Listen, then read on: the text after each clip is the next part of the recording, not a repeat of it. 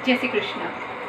मैं नेहा खत्री आज आपके सामने आयशा प्रकरण के बाद एक बार फिर दाम्पत्य रक्षा अभियान के तहत एक नए विषय पर चर्चा करने आई हूँ।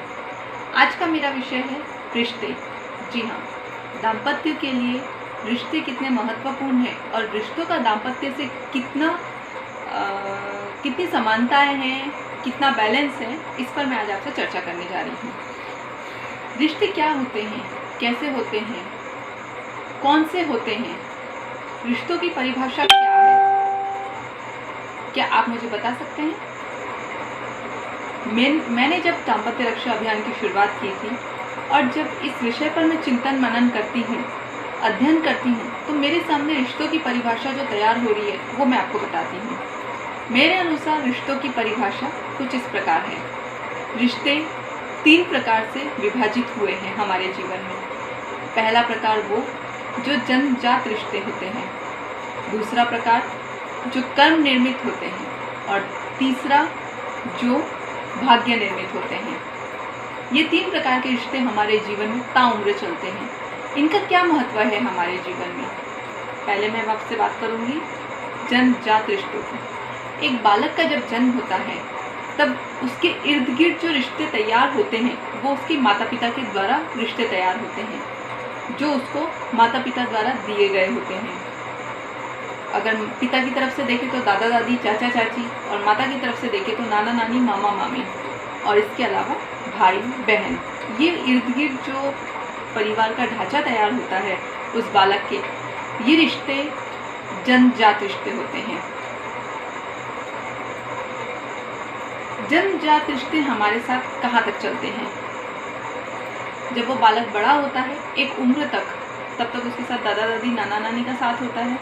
एक उम्र के बाद वो भी उससे दूर हो जाते हैं। बालक जब और बड़ा होता है, जब वो अपने कंधों पर जिम्मेदारी लेने लायक हो जाता है, जब तक उसके माता पिता वृद्ध हो जाते हैं। अगर उस बालक का भाई या बहन हो तो वो भी बड़े होकर अपने अपने संसार में व्यस्त हो जाते हैं। अगर भाई रहा तो उसकी शादी हो जाती है, वो अपने पत्नी के साथ अपना संसार अलग बसा लेता है। वहीं बहन रही, उसकी शादी हो जाती है तो वो अपने पति के साथ अलग संसार बसा लेती है, या फिर वो दोनों बड़े होकर अपने कर्म क्षेत्र में व्यस्त हो जाते हैं। तो उस बालक के जीवन में कौन बचा? एक उम्र आने तक उसके परिवार के जितने रिश्ते उसके पास होते हैं वो कहीं ना कहीं उससे दूर हो जाते हैं। अब दूसरा जो रिश्ता, जो दूसरे भाग में मैंने आपको बताया कि कर्म निर्मित रिश्ता, ये वो रिश्ता होता है उस बालक के जीवन में जब वो बड़ा होता है और कर्म क्षेत्र में जाता है। वहाँ वो इस रिश्ते से जुड़ता है। वो 1, 2, 3, 4 कितने भी रिश्ते उसके उस क्षेत्र में हो सकते हैं। कर्म क्षेत्र के रिश्ते अटूट होते हैं। उसके पीछे कारण है कि कर्म क्षेत्र के सपनों का धागा एक होता है, उनके सपने एक होते हैं, उनकी उड़ान एक होती है, उनकी मंजिल एक होती है। इसलिए ये कर्म निर्मित जो रिश्ता है ये अटूट होता है, आखिरी दम तक चलता है और आखिरी साय तक साथ रहता है। ये रिश्ता वो बालक खुद तैयार करता है अपने कर्म के दम पर। अब मैं बात करती हूँ आपसे तीसरे रिश्ते की, जो है भाग्य निर्मित। ये वो रिश्ता है जो 7 जन्मों का, 7 समुंदर से पार ऊपर विधाता से तैयार हुआ हुआ रिश्ता होता है। जो दाम्पत्य जीवन की बात कर रही हूँ, जो पति पत्नी का रिश्ता है। ये पति पत्नी का रिश्ता विधाता तय करता है, जो भाग्य से तय होता है। ये एक ऐसा रिश्ता है जब जन्मजात रिश्ता हमसे दूर होने लगता है, या वो एक सीमा तय हो जाती है उस रिश्ते की कि इस सीमा के आगे ये रिश्ता जन्मजात का आगे नहीं चल पाएगा। उस समय ये जो दाम्पत्य जीवन लड़के का, उस बालक का तैयार होता है, पति पत्नी जब वो उस धागे में बंधता है पति पत्नी के, तब उसके साथ ये भाग्य निर्मित जो रिश्ता तैयार होता है पति पत्नी का, ये वो रिश्ता है जो उसके आखिरी सांस तक चलता है। और ये रिश्ता ऐसा होता है जो आखिरी सांस से सांसों तक चलता है। हमने बहुत सी बार सुना है, देखा है कि पति की मौत के बाद पत्नी का निधन हो गया, या पत्नी की मौत के बाद पति का निधन हो गया। दोनों एक दूसरे का सदमा नहीं झेल पाए। तो ये एक ऐसा अटूट रिश्ता होता है जो एक दूसरे की सांसों से बंधा होता है। और आज दाम्पत्य रक्षा अभियान के तहत मैं इस अटूट रिश्ते की, इस भाग्य निर्मित रिश्ते की ही बात आपसे कर रही हूँ, जिसके तहत आज जो मेरा ये अभियान है, दाम्पत्य रक्षा अभियान, मुझे इसकी शुरुआत क्यों करनी पड़ी और क्यों चलाना पड़ रहा है। आज जब मैं देख रही हूँ पारिवारिक न्यायालयों में, वहाँ 2 महीने, 4 महीने, 8 महीने, 10 महीने, साल भर के युवा शादी के बाद तलाक की अर्जी लगा रहे हैं।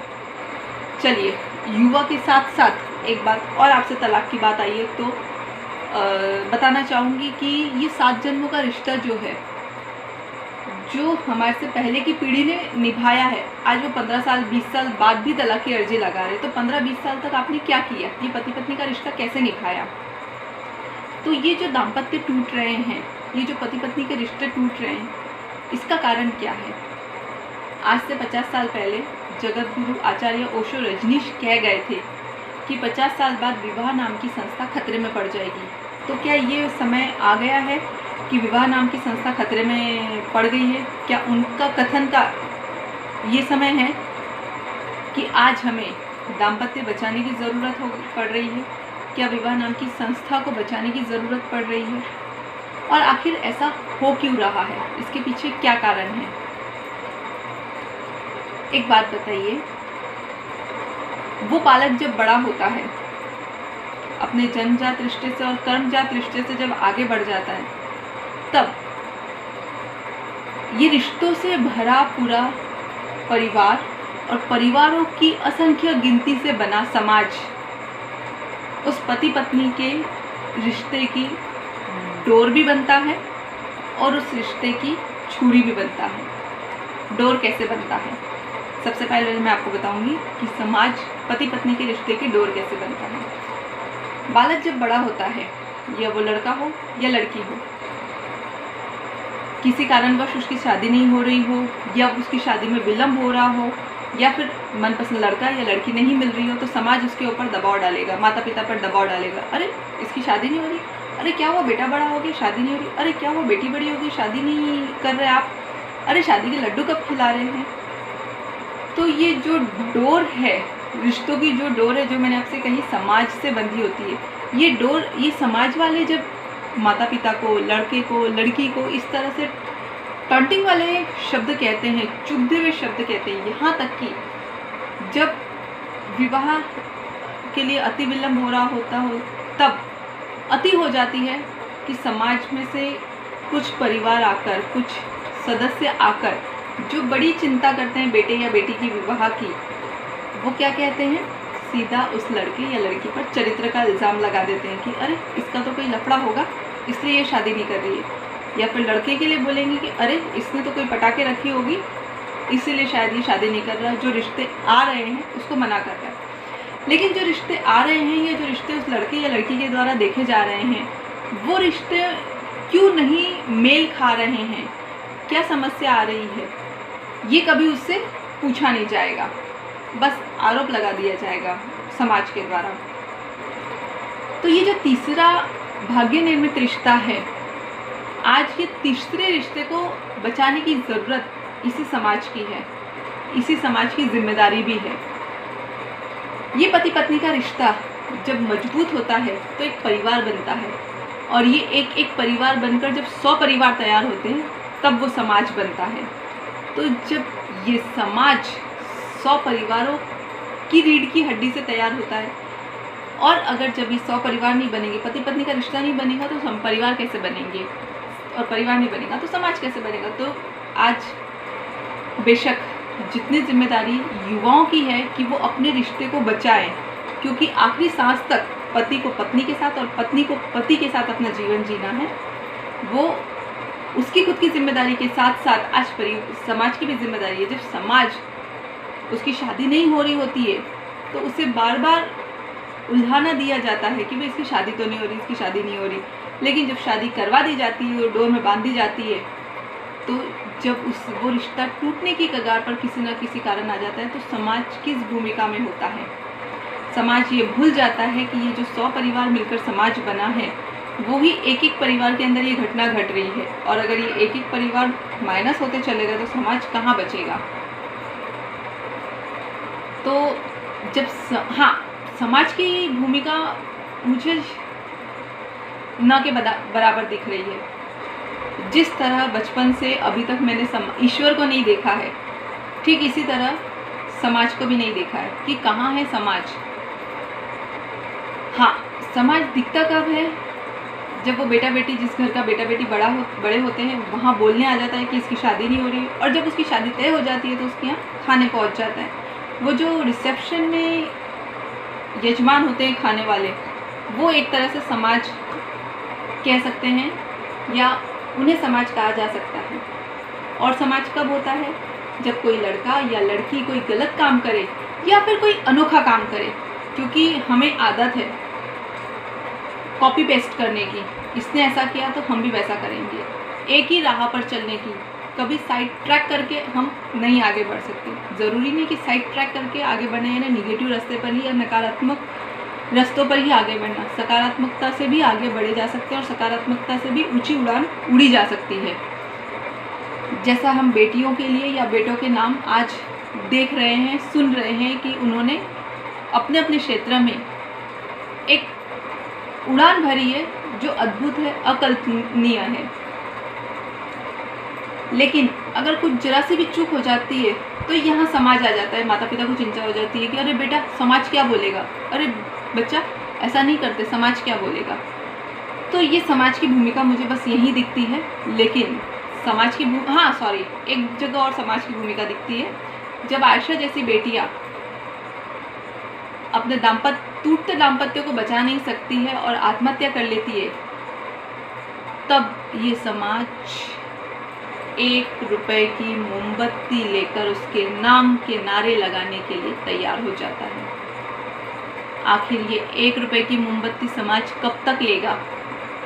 एक सीमा तक। उसके बाद समाज के पास वो मोमबत्ती न लगाने के लिए मोमबत्तियाँ होगी, न लगाने के लिए पैसे होंगे।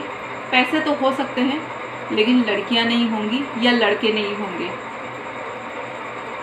तो अब समाज की भी महत्वपूर्ण भूमिका है। और जो दाम्पत्य जीवन में बंध रहे हैं, जो विवाह